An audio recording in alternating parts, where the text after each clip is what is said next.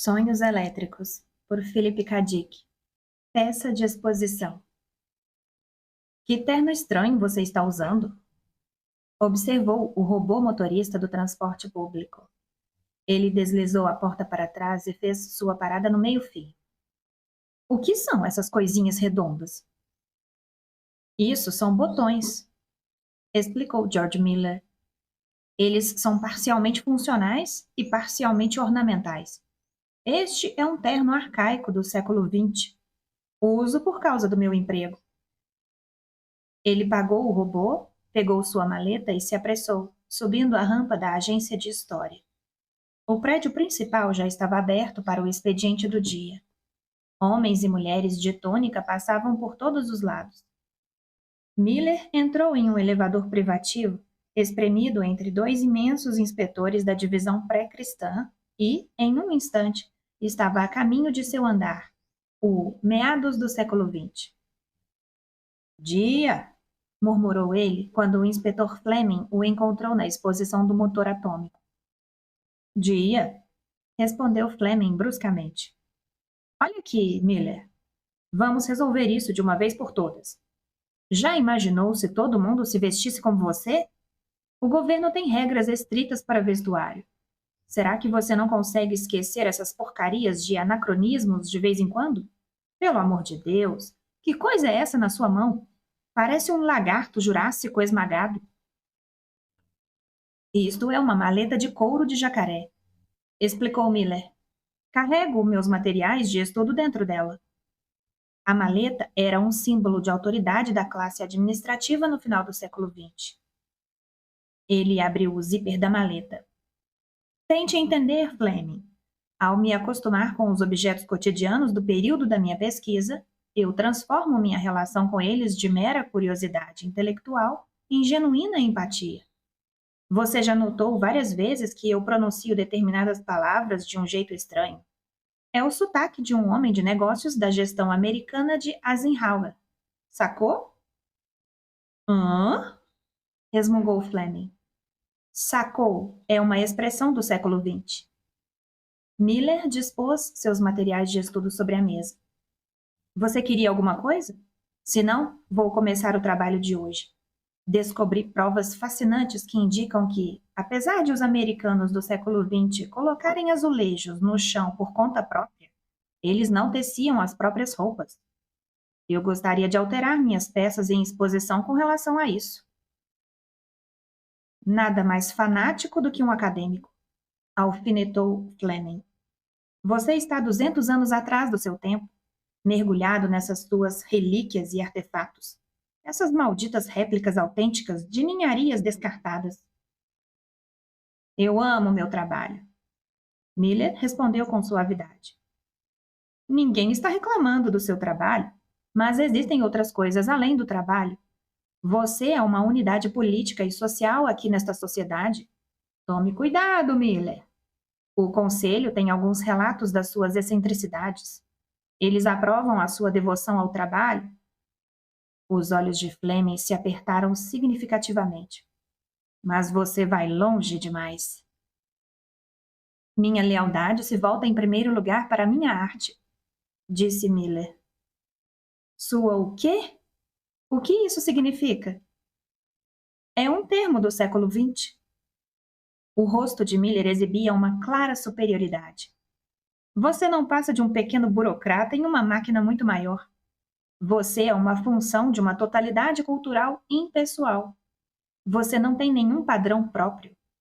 No século XX, os homens tinham padrões pessoais de trabalho, habilidades artísticas, orgulho de realização. Essas palavras não significam nada para você. Você não tem alma. Outro conceito dos tempos áureos do século XX, quando os homens eram livres e podiam falar o que lhes viesse à mente. Cuidado, Miller! Fleming empalideceu de nervosismo e baixou a voz. Seus malditos estudiosos! Pare de ficar enfiado nessas suas fitas e encare a realidade. Você vai causar problemas a todos nós desse jeito. Pode idolatrar o passado se quiser, mas lembre-se, ele está morto e enterrado. As épocas mudam. A sociedade progride.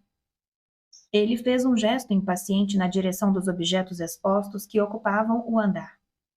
Isso é apenas uma réplica imperfeita. Você está questionando a minha pesquisa? Miller espumava de raiva. Esta exposição é absolutamente precisa.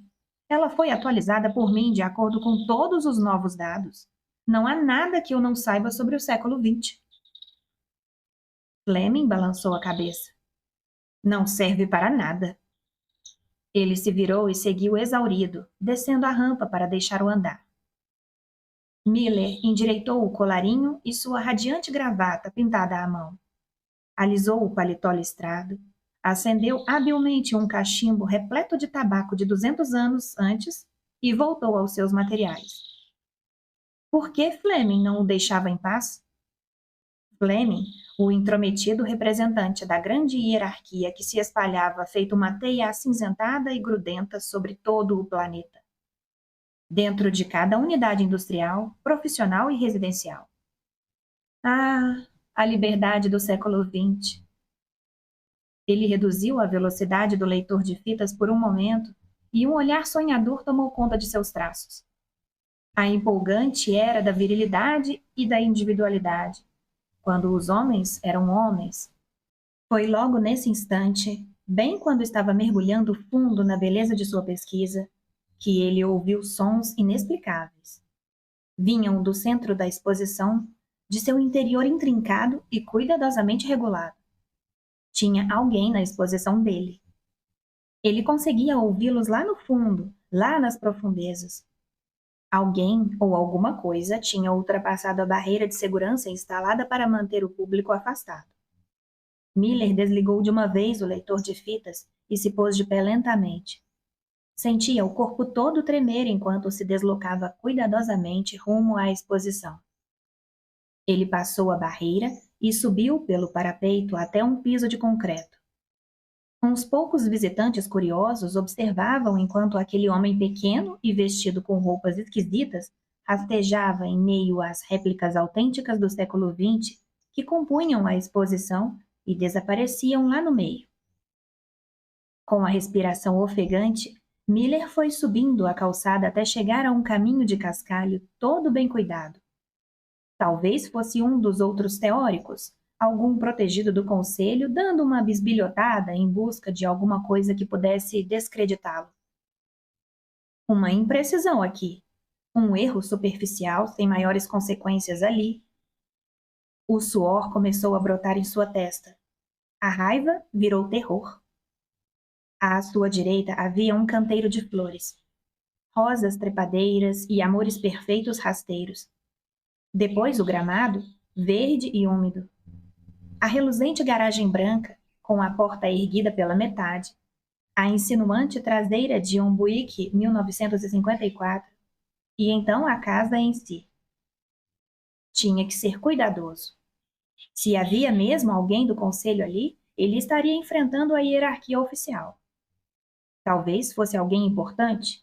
Talvez até mesmo o Edwin Carnap, presidente do conselho, o oficial de posição mais elevada do setor New York do Diretório Mundial. Ainda trêmulo, Miller subiu os 3 degraus de cimento. Agora ele estava na varanda da casa do século XX, que era o centro da exposição. Era uma casa bela e pequena. Se ele tivesse vivido naquela época, gostaria de ter tido uma igual.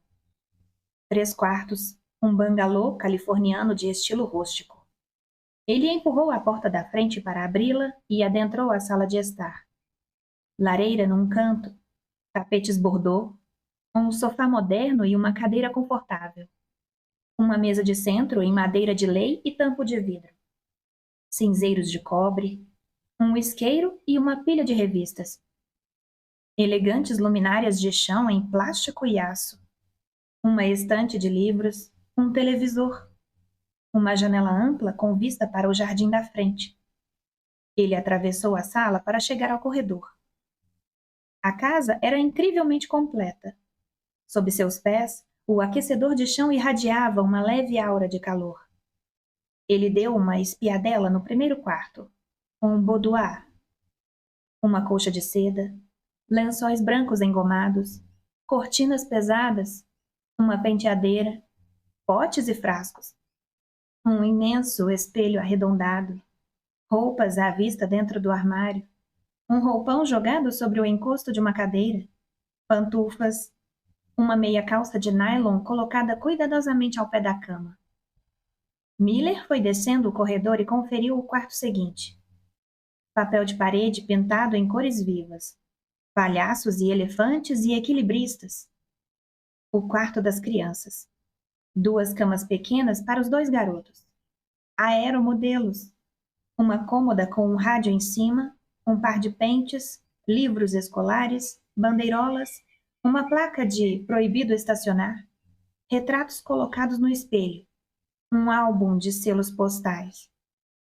Também ali não havia ninguém. Miller espreitou o banheiro moderno, até um chuveiro com azulejos amarelos.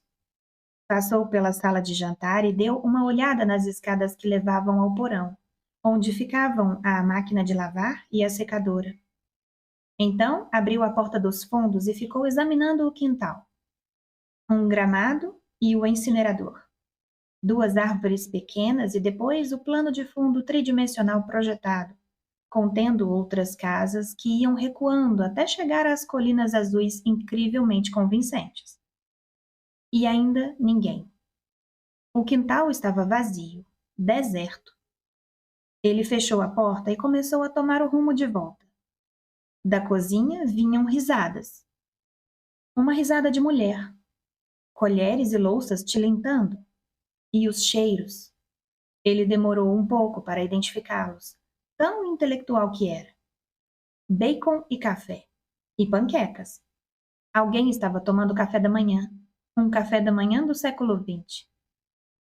Ele foi atravessando o corredor. Passou por um quarto de homem, com sapatos e roupas espalhados, até a entrada da cozinha. Uma bela mulher de 30 e tantos anos e 2 garotos adolescentes estavam sentados em volta da pequena mesa de café da manhã, com partes cromadas e de plástico. Eles tinham acabado de comer e os 2 garotos se agitavam, impacientes. A luz do sol entrava pela janela e batia na pia. O relógio de parede apontava 8h30. O rádio piava alegremente no canto. Um grande jarro de café preto estava no centro da mesa, cercado por pratos vazios, copos de leite e talheres. A mulher vestia uma blusa branca e uma saia xadrez de tweed. Os 2 meninos usavam calças jeans claras, moletons e tênis. Até então, não o haviam notado. Miller ficou congelado na porta, enquanto risadas e conversinhas borbulhavam ao seu redor. Vocês vão ter que pedir para o seu pai, dizia a mulher com uma falsa rigidez. Esperem até ele voltar. Ele já disse que a gente podia, protestou um dos garotos. Bem, peçam a ele de novo. Ele sempre está mal-humorado de manhã. Não hoje. Ele teve uma boa noite de sono. A rinite não o incomodou? O novo anti-histamínico que o médico deu para ele. Ela olhou para o relógio no alto. Vá ver por que ele está demorando, Dom. Ele vai acabar se atrasando para o trabalho. Ele tinha ido buscar o jornal. Um dos garotos empurrou a cadeira para trás e ficou de pé. O entregador errou a varanda de novo e jogou no meio das flores. O menino se virou na direção da porta e Miller se viu encarando-o frente a frente. Por um instante, acendeu em sua mente a percepção de que o garoto lhe parecia familiar. Bem familiar. Igual a alguém que ele conhecia, só que mais jovem. Ele se enrijeceu para o impacto até que o menino parou abruptamente. Minha nossa, disse o garoto, você me assustou. A mulher lançou um olhar rápido na direção de Miller. O que você está fazendo aí fora, George? Perguntou ela. Volte para cá e termine seu café. Miller entrou lentamente na cozinha. A mulher estava terminando de tomar seu café, e os 2 meninos já estavam de pé, começando a pressioná-lo. Você não disse que eu podia ir acampar no fim de semana no Rio Russo com o grupo da escola? Perguntou Dom. Você falou que eu podia pegar um saco de dormir da academia, já que o que eu tinha você deu para o Exército da Salvação, porque a fibra dele te dava alergia. É, murmurou Miller. Dom. Era esse o nome do garoto. E o de seu irmão, Ted. Mas como ele sabia disso? A mulher havia se levantado e estava recolhendo os pratos da mesa para levá-los à pia. Eles disseram que você já tinha prometido, disse ela por cima do ombro. A louça fez barulho ao cair na pia e ela começou a jogar flocos de sabão em cima. Mas você se lembra daquela vez em que eles queriam dirigir o carro e, pelo modo como disseram, parecia que tinham conseguido seu aval? E eles não tinham, claro. Miller se sentou à mesa enfraquecido. Ao acaso, ficou brincando com seu cachimbo. Ele o colocou no cinzeiro de cobre e começou a examinar o punho de seu casaco. O que estava acontecendo? Sua cabeça girava. Ele se levantou de repente e foi correndo até a janela, sobre a pia. Casas, ruas, as colinas distantes por sobre a cidade, imagens e sons de pessoas. O plano de fundo tridimensional projetado estava plenamente convincente. Mas será que era mesmo o plano de fundo projetado? Como ele poderia ter certeza disso? O que estava acontecendo? George, qual o problema? Perguntou Marjorie, enquanto arrumava um avental rosa de plástico em torno da cintura e deixava a água quente correr na pia. É melhor você tirar o carro e ir trabalhar. Você não disse ontem à noite que o velho Davidson estava berrando por causa dos empregados que chegavam atrasados e só ficavam em volta do filtro de água, conversando e se divertindo durante o expediente? Davidson. Aquela palavra ficou presa na mente de Miller. Ele o conhecia, claro. Uma figura nítida veio à tona. Um homem de idade, alto e de cabelos brancos, magro e austero, de colete e relógio de bolso. Bem como todos no escritório, há suprimentos eletrônicos associados. O prédio de 12 andares no centro de São Francisco. A banca que vendia jornais e cigarros na entrada, os carros buzinando, estacionamentos lotados, o elevador abarrotado de secretárias, sempre perfumadas, com seus olhos brilhantes e blusas justas. Saindo da cozinha pelo corredor, Miller passou pelo próprio quarto, depois pelo de sua esposa, e então entrou na sala. A porta de entrada estava aberta e ele foi até a varanda. O ar estava fresco e agradável. Era uma alegre manhã de abril. Os gramados ainda estavam molhados. Carros desciam a Rua Virgínia em direção à Avenida Shattuck. O trânsito matinal rumo ao trabalho, homens de negócios indo para os escritórios. Do outro lado da rua, Earl Kelly acenava alegremente com seu exemplar do Oakland Tribune, enquanto se apressava descendo a calçada até o ponto de ônibus. A uma boa distância, Miller conseguia ver a Bay Bridge, a ilha Yerba Buena e a Treasure Island. Para além de tudo aquilo, havia São Francisco em si. Em poucos minutos, ele estaria em seu Buick, cruzando a ponte a caminho do trabalho, junto com milhares de outros homens de negócios em seus ternos azuis listrados. Ted se apoiou nele e o ultrapassou, saindo para a varanda. Tudo bem, então? Você deixa a gente ir acampar? Miller lambeu os lábios ressecados. Ted, me ouça. Tem alguma coisa estranha. Tipo o quê? Não sei. Miller vagueou nervosamente pela varanda. Hoje é sexta, não é? Claro! Pensei que fosse. Mas como ele sabia que era sexta-feira? Como ele sabia de qualquer uma daquelas coisas? É claro que era sexta. Havia sido uma semana longa e difícil, com o velho Davidson fungando em seu cangote. Especialmente a quarta-feira, quando o pedido da General Electric atrasou por causa de uma greve. Deixe-me perguntar uma coisa, disse Miller ao filho.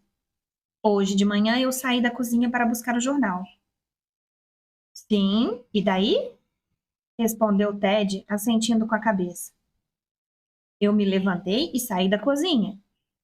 Por quanto tempo eu fiquei fora? Não foi muito tempo, foi? Ele buscava as palavras, mas sua cabeça era um labirinto de pensamentos desconjuntados. Eu estava sentado na mesa do café da manhã com todos vocês. Daí me levantei e fui buscar o jornal, certo? Depois eu voltei, certo? Seu tom de voz aumentava desesperadamente. Eu me levantei, fiz a barba e me vesti hoje de manhã. Eu tomei café da manhã, panquecas de café e bacon, certo? Certo, concordou Ted. E daí? Como sempre faço.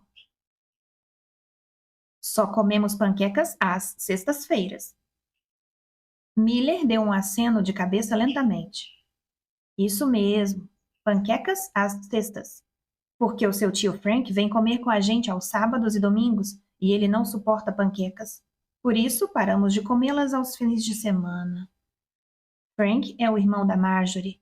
Ele serviu na Marinha na Primeira Guerra Mundial. Ele era cabo. Até mais, disse Ted, enquanto Don vinha se juntar a ele. Nos vemos à noite. Empurrando seus livros, os meninos saíram perambulando em direção à grande e moderna escola no centro de Berkeley. Miller tornou a entrar em casa e começou automaticamente a procurar sua maleta no armário. Onde ela estava? Caramba, ele precisava daquilo. Todo o material da conta Throckmorton estava lá dentro. Davidson iria gritar até sua cabeça explodir se ele a esquecesse em algum lugar.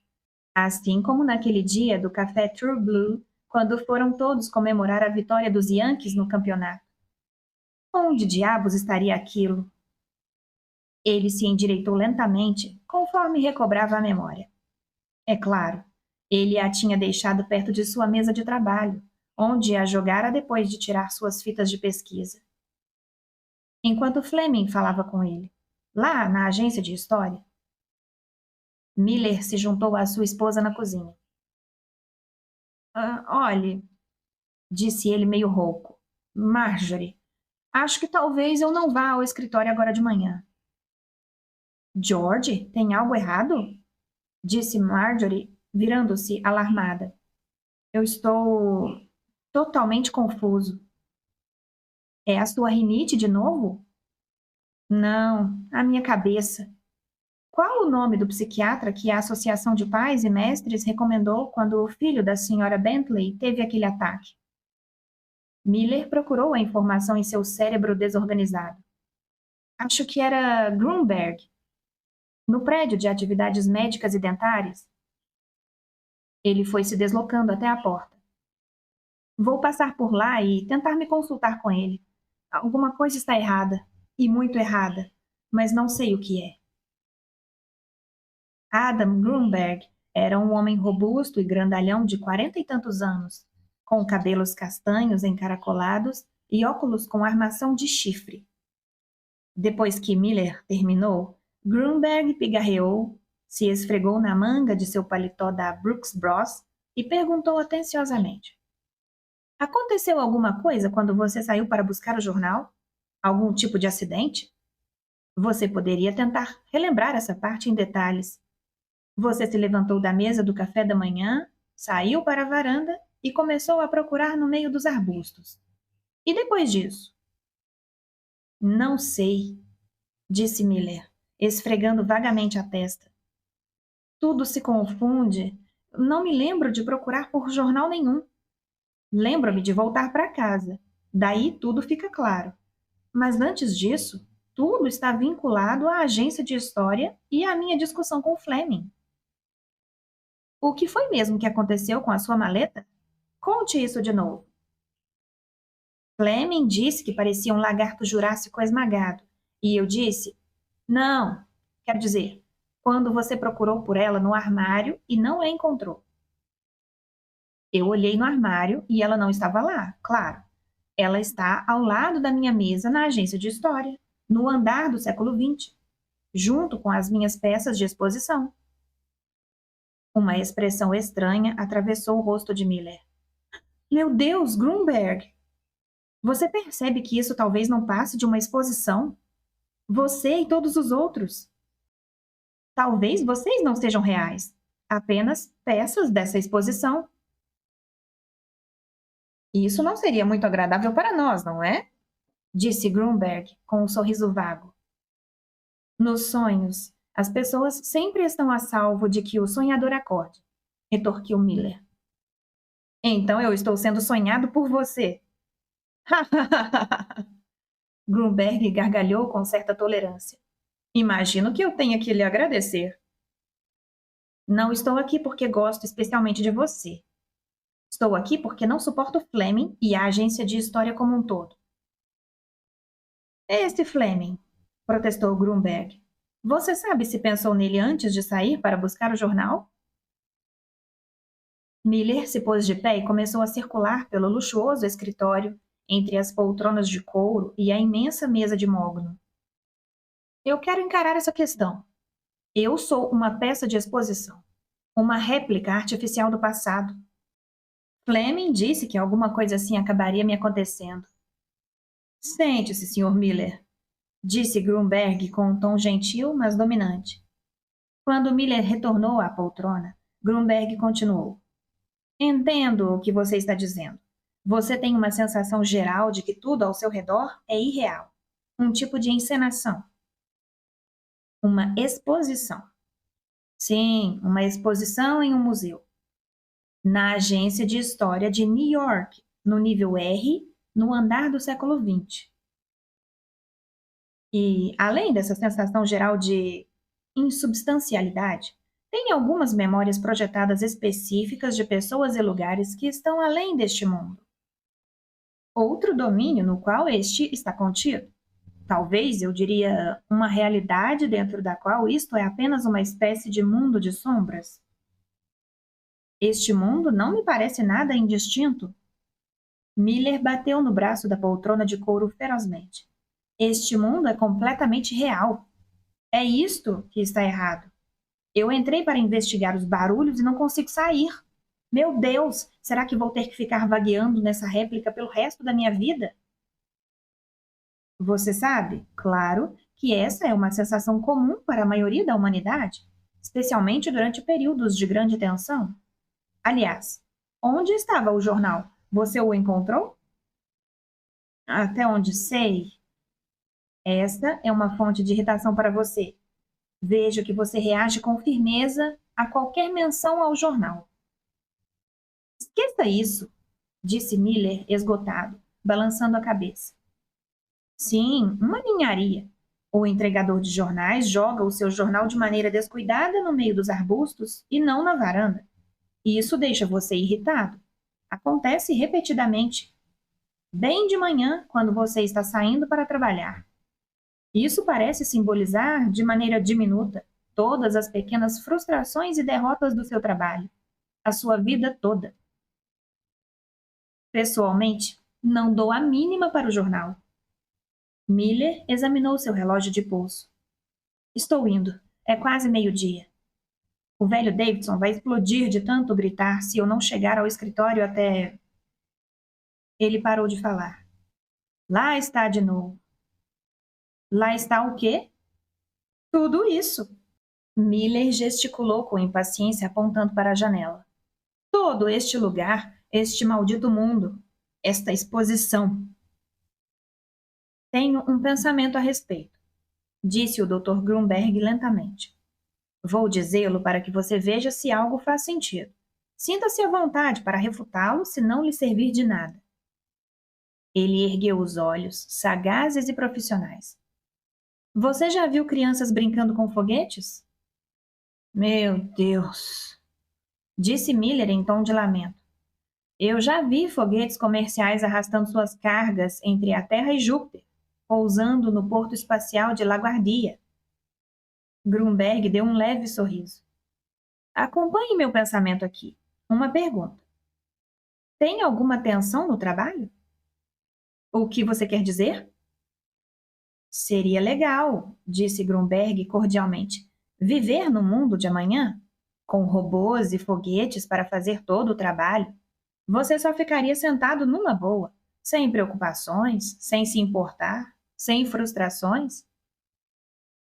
Meu cargo na agência de história tem muitas preocupações e frustrações. Miller se levantou abruptamente. Olhe, Grunberg, ou isto aqui é uma exposição no nível R da agência de história, ou eu sou um homem de negócios de classe média com uma fantasia de escape. Agora mesmo eu não consigo decidir qual das duas coisas. Num minuto acho que isto é real, e no próximo?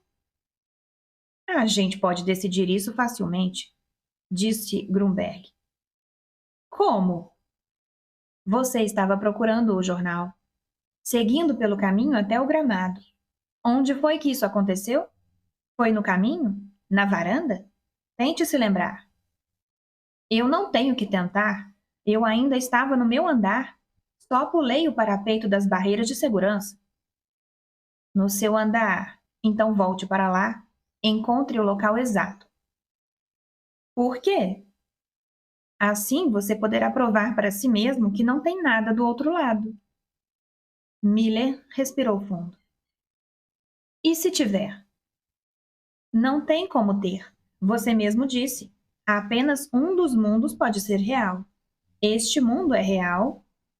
Grunberg bateu na sólida mesa de mogno. Portanto, você não vai encontrar nada do outro lado.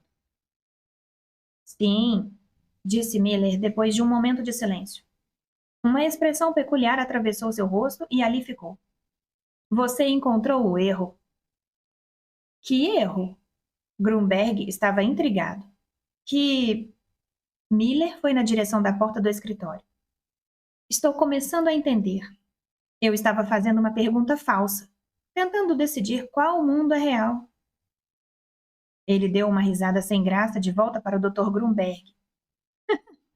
Os dois são reais, é claro. Miller pegou um táxi e voltou para casa.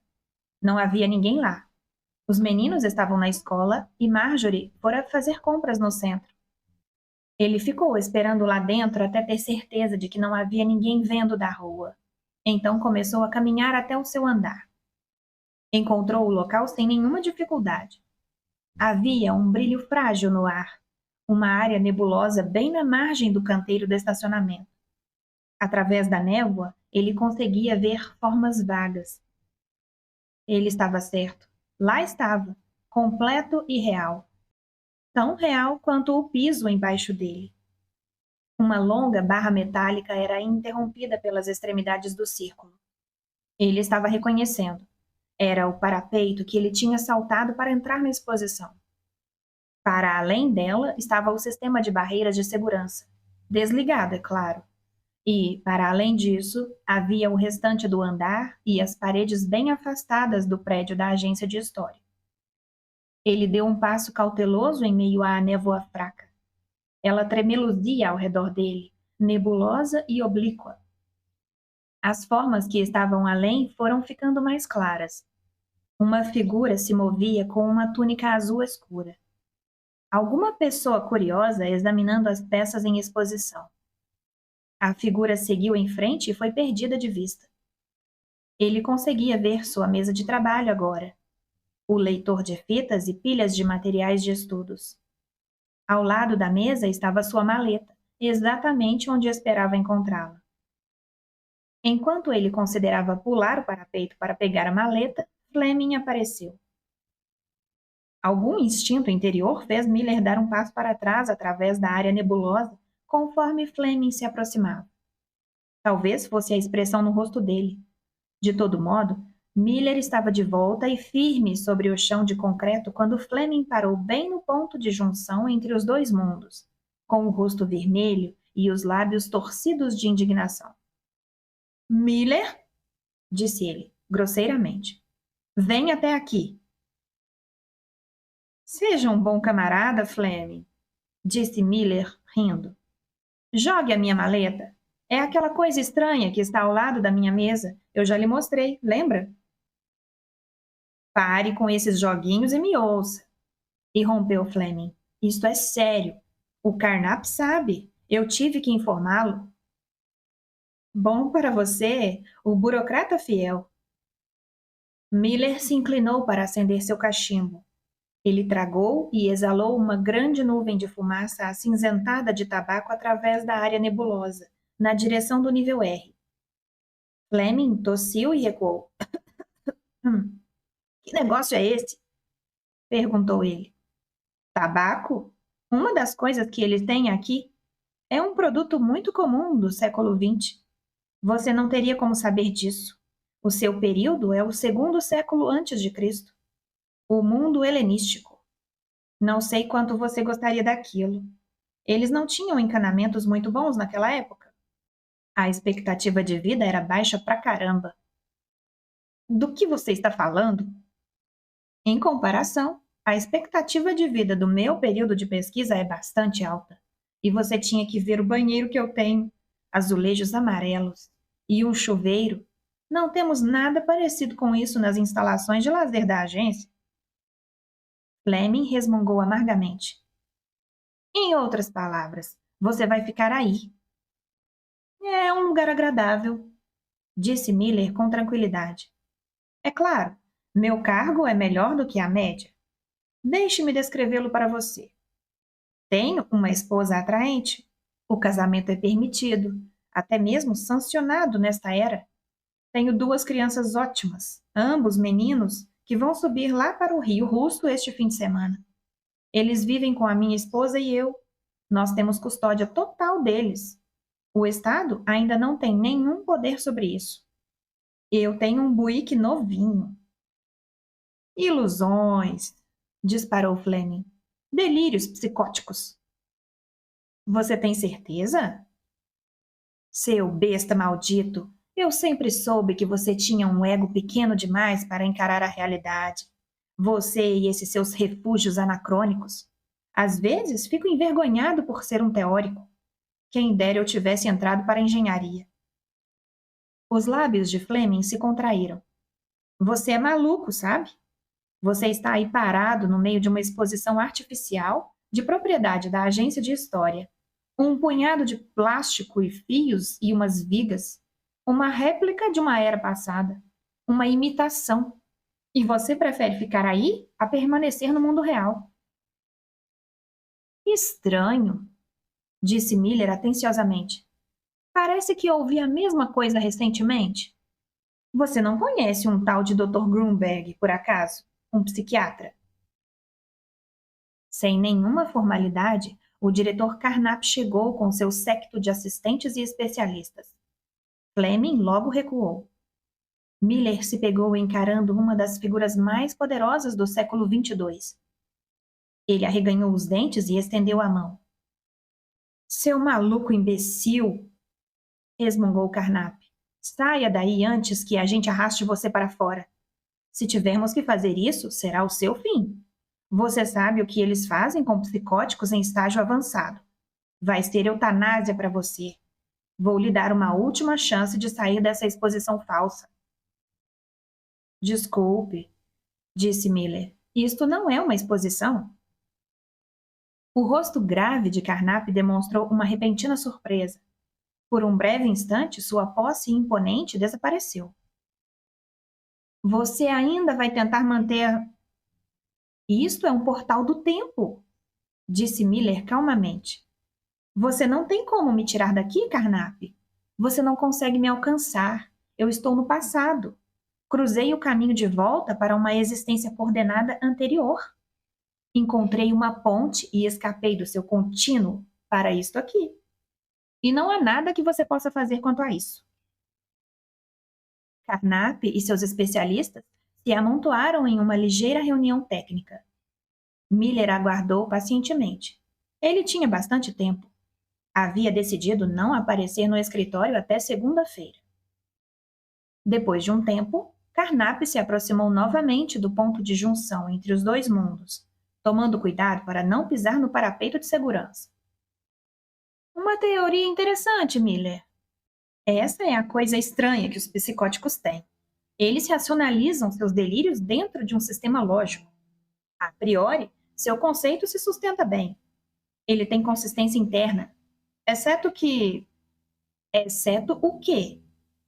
Exceto que ele não é verdadeiro. Carnap tinha reconquistado sua confiança. Ele parecia estar gostando daquela interação. Você acha que está mesmo de volta ao passado? Sim, esta exposição é extremamente precisa. Seu trabalho sempre foi bem feito. A autenticidade dos detalhes não encontra equivalência em nenhuma outra exposição. Tentei fazer bem o meu trabalho, murmurou Miller. Você usava roupas arcaicas e fingia uns maneirismos de discurso também arcaicos. Fazia tudo o que era possível para se jogar no passado. Você se dedicou plenamente ao seu trabalho. Carnap bateu no parapeito de segurança com a unha de um dos dedos. Seria uma vergonha, Miller. Uma vergonha terrível ter que demolir uma réplica tão autêntica. Entendo seu argumento, disse Miller após uma pausa. Concordo com você, certamente. Tenho tido bastante orgulho do meu trabalho e odiaria vê-lo desmanchado. Mas isso realmente não faria nenhum bem a você. Tudo o que vai conseguir fazer é fechar o portal do tempo. Você tem certeza? É claro! A exposição é apenas uma ponte, um vínculo com o passado. Eu passei através da exposição, mas não estou nela agora. Estou além da exposição. Ele arreganhou os dentes com firmeza. A sua demolição não consegue me atingir. Mas você pode me lacrar se quiser. Não acho que eu vá querer voltar mesmo. Queria que você pudesse ver o lado de cá, Carnap. É um lugar legal aqui. Liberdade, oportunidade, governo limitado, responsável pelo povo. Aqui, se você não gosta de um emprego, pode sair. Não existe eutanásia aqui. Venha ver, vou apresentá-lo à minha esposa. Nós vamos pegar você, disse Carnap. E todos esses frutos da sua imaginação psicótica vão junto com você. Duvido que algum desses frutos da minha imaginação psicótica esteja preocupado. O Grunberg não estava. Não acho que a Marjorie esteja. Nós já começamos os preparos para a demolição, disse Carnap tranquilamente. Vamos fazer peça por peça, não tudo de uma vez. Então, talvez você tenha a oportunidade de apreciar a maneira científica e artística que vamos utilizar para desmanchar esse seu mundo imaginário. Você está desperdiçando seu tempo, disse Miller. Ele se virou e saiu andando. Desceu a calçada até o caminho de cascalho. Depois subiu até a varanda da frente da casa. Na sala, esparramou-se na poltrona confortável e ligou a televisão. Depois, foi à cozinha e pegou uma lata de cerveja, trincando de gelada.